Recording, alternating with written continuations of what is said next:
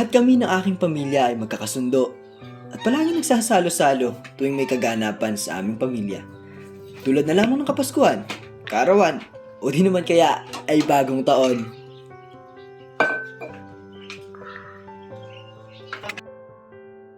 Kakasalo-salo kami.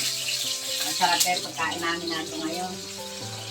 Sana mga anak ko magusugat yung masarap ang kain na namin. Napakasaya ng pagkain namin. Saan ba yung mga batang re? Yuan, Eram, Joshua! Nakakain na kayo!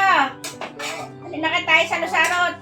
Masaya Pasko natin ngayon. Halina kayo mga anak. Naglalaro na naman kayo. Hali kayo.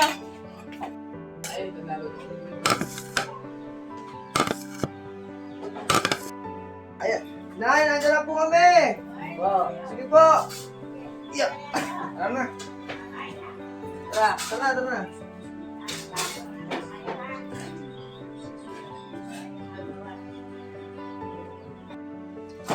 Hali tayo.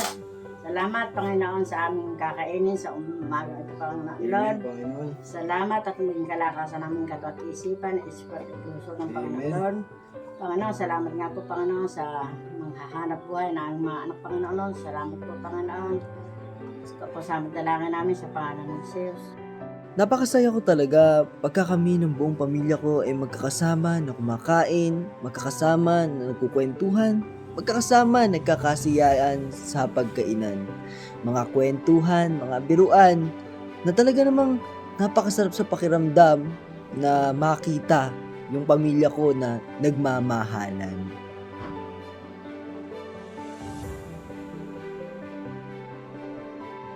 Laging ganun ang pamilya namin. Laging masaya lang tuwing Pasko, bagong taon o kaarawan. Laging sama-sama, laging sama-sama nagbibigayan. Subalit, ng taong 2021 ay may nagbago. December 23, 2021. Isang malamig at magandang araw upang lumabas at mamili ng panghanda sa Kapaskuhan. Inaya ko agad ang aking ina na lagi naman akong isinasama tuwing siya ay namimili ng panghanda para sa handa namin sa Pasko. Subalit tumugon siya na hindi mo na maghahanda sapagkat kapos nga sa budget. Dala na rin siguro ng mga utang namin sa iba't ibang tao. Nako, anak. Paano kaya anak yun? Napakaraan nating utang. Nagbabayad ako sa utang. Hindi na maubrang hindi natin babayaran yung utang, anak, at pinagpagamot yun. Paano kaya? Ganun po ba, Nay? Oo, anak. Pwede po kaya, Nay, kahit na papaano, Nay, maghanda tayo, Nay? Na kung may kung may sakali man natitira, para lang baga, Nay, may pagsaluhan tayo, Nay. Sige anak, kung may pambili ba tayo kahit konti, meron tayong salo-salo sa Pasko para masaya man lang Pasko natin kahit na lang tayo naghihirap. Papayag ko nga si ina na bumili kahit konti na lang na panghanda para lamang may mapagsaluhan kaming buong pamilya sa darating na Pasko. Subalit, tila baga hindi sang-ayon ang mga kapatid ko sa sinabi ko kay ina. Kita mo na wala tayong pera, mag-aaya ka pa. Hindi ka ba nag-iisip? Hindi naman sa ganun, Kuya. Gusto ko lang naman na kahit na paano may panghanda tayo ngayong Pasko na darating. Gusto mo pala may pera ka ba? Matapos ang pagsasalita ni Kuya Eram ay may pangyayari na naganap. Dumating ang aking ama na may bitbit na bag. Subalit hindi ko alam kung ano ang laman ng bag na yun. Hindi ko naman na agad na inalam ano nga ba ang laman nun. Una kong pinagtuunan ng pansin ay ang kanyang itsura at ang kanyang ginagawa. Dahil panay ang singhot niya at pulang-pula ang kanyang mata. Tay, anong nangyayari sa'yo? Bakit napakapula ng mata mo? Singhot ka ng singhot.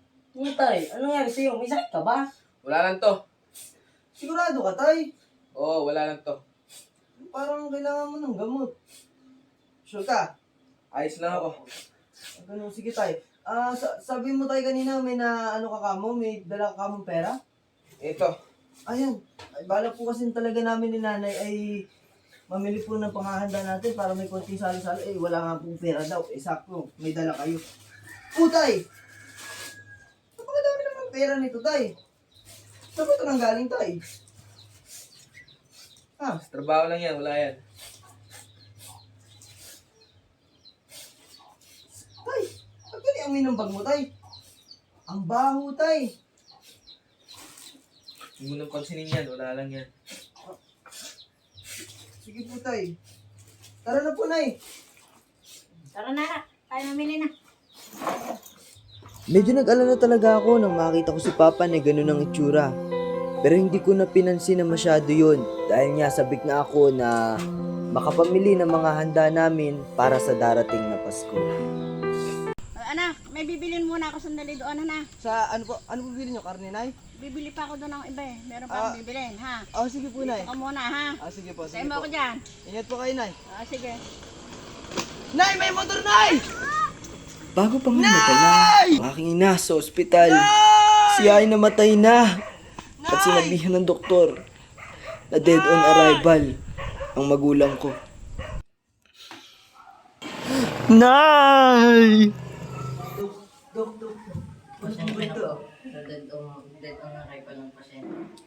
Matapos nga nito ay naganap na ang sisihan sa aming pamilya.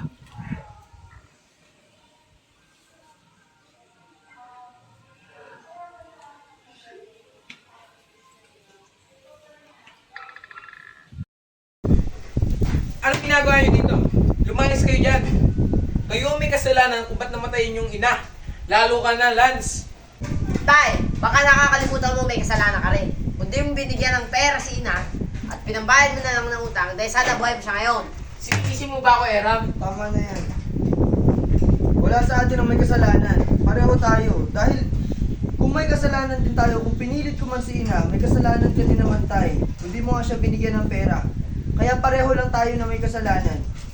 Huwag na tayong magsisiyan. Merong may kasalanan, kuya. Pwede bang wala? Sino ba naman kasi yung isa dyan na gustong-gusto lumabas? Tama na kayo, sisiyan natin yan. Dapat ngayong Pasko, nagmamahalan tayo. Uy, Eram. Tigil-tigilan mo ako sinasabi mo yun, ha? Nakakainis kayo. Makalis na nga. Oo, tay, umalis ka. Huwag ka nang babalik sa pamahay na to. Ah, ganun. Tay, teka lang, tay! Cellphone! Cellphone! Tay, anong ginawa mo? Nung namatay si inay, sa amin mo na isinisi lahat.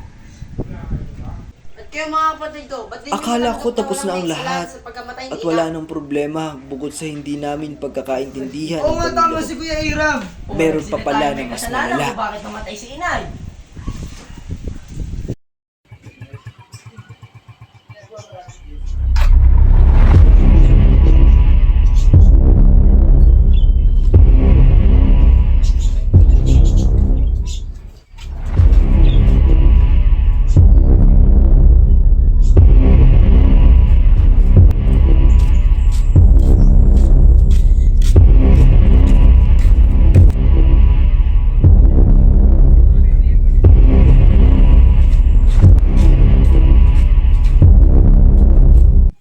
Kilala mo ba si Joshua Santos?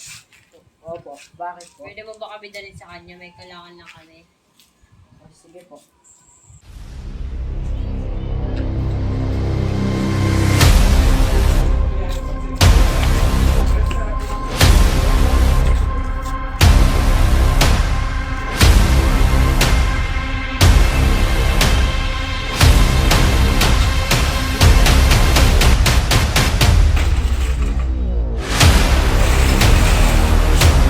Tatay, may mahanap tayo sa labas. Ayan, huli yung tao eh. Sino ba yun? Ikaw ba si Joshua Santos? Oo, ako nga. Huli ka sa salang droga! Ayoko! Tatay, sandali lang. Bibigas ka pa! Hindi na po, hindi na po.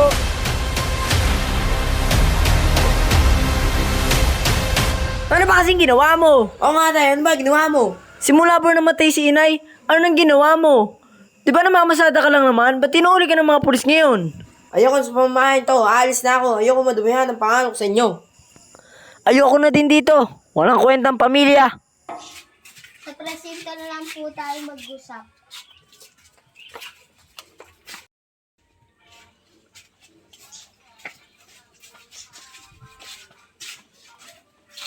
Pasok!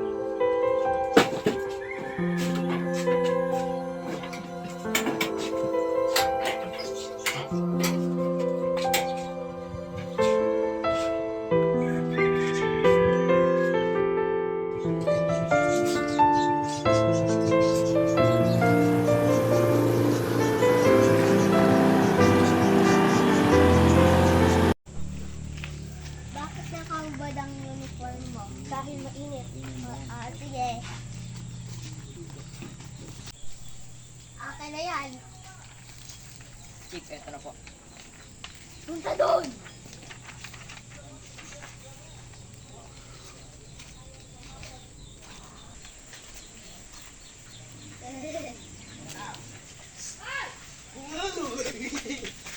Takot ka ba dito? Ganyan lang yun. Ano naman, tatay kasi?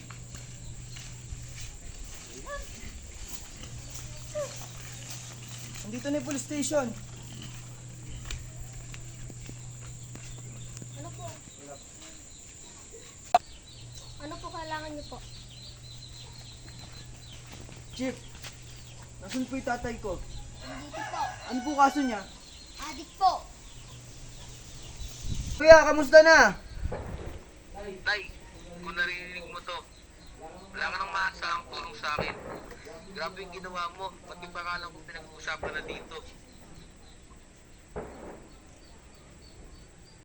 Tay, paano na yan? Kailangan daw palang maasahang tulong kay kuya. Pero huwag ka mag-alala, tay. Makakalabas ka din dyan, tay. Sige anak.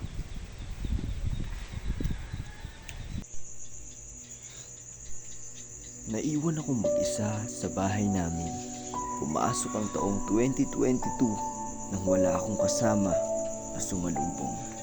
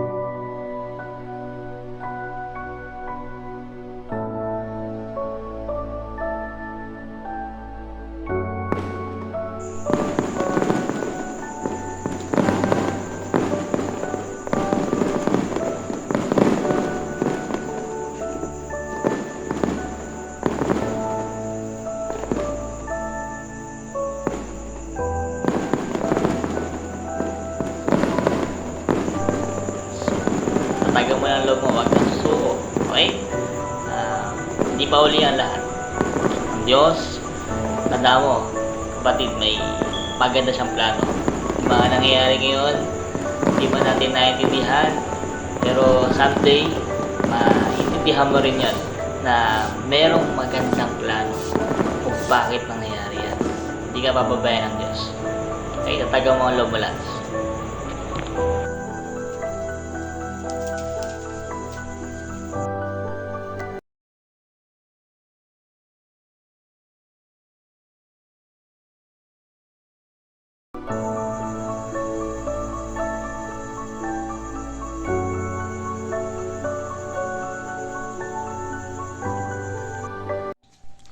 Natapos nga ang bagong taon nang ako lang mag-isa ang sumalubong.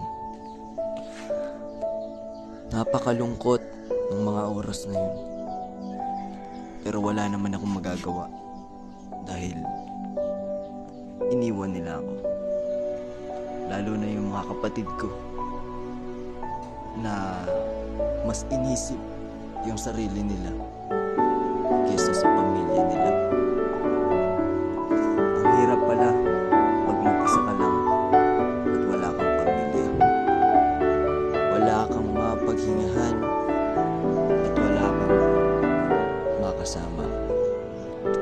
Masakit man tanggapin o sabihin. Pero, Tatagan mo lang loob mo, huwag kang susuko. Okay? kapatid ko, Hindi pa uli ang lahat. mas inisip Ang Diyos, ang kanilang sarili. tanda mo, kapatid, may maganda siyang plano. Yung mga nangyayari ngayon, hindi man natin naiintindihan, pero someday, maintindihan mo rin yan na merong magandang plano kung bakit nangyayari yan. Hindi ka bababayan ng Diyos. Okay, tatagan mo ang loob mo lang. Sa panahon ngang ito, pinalaya ako dahil sa mabuti kong gawa, dahil sa pakikinig ko sa mga payo ni Pastor Josh. Joshua Santos, makakalala ka. Yun! Sana ko hindi kita makita dito.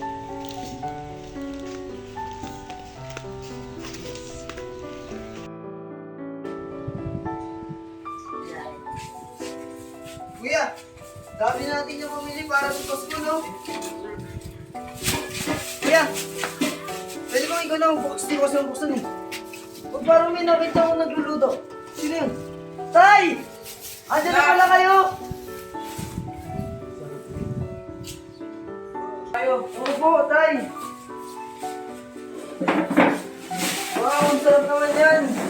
Oh, pinagandaan niyo bang talaga yan?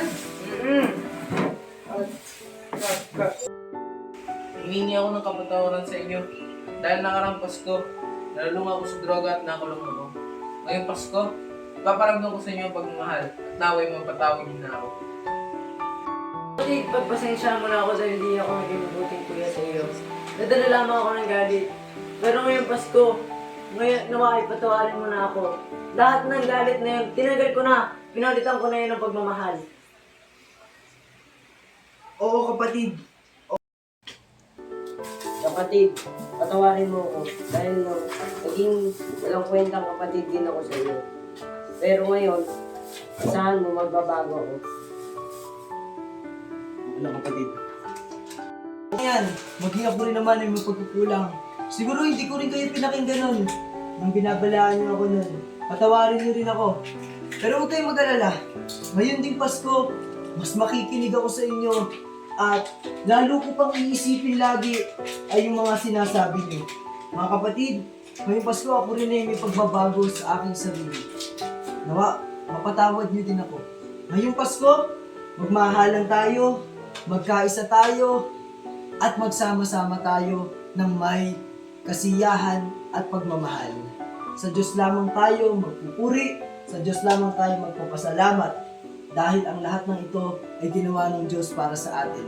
Pinagkaisa tayo ng Diyos, pinalambot niya ang mga puso natin at ang higit sa lahat, ginamit niya yung nangyari sa atin para mas tayo ay matuto.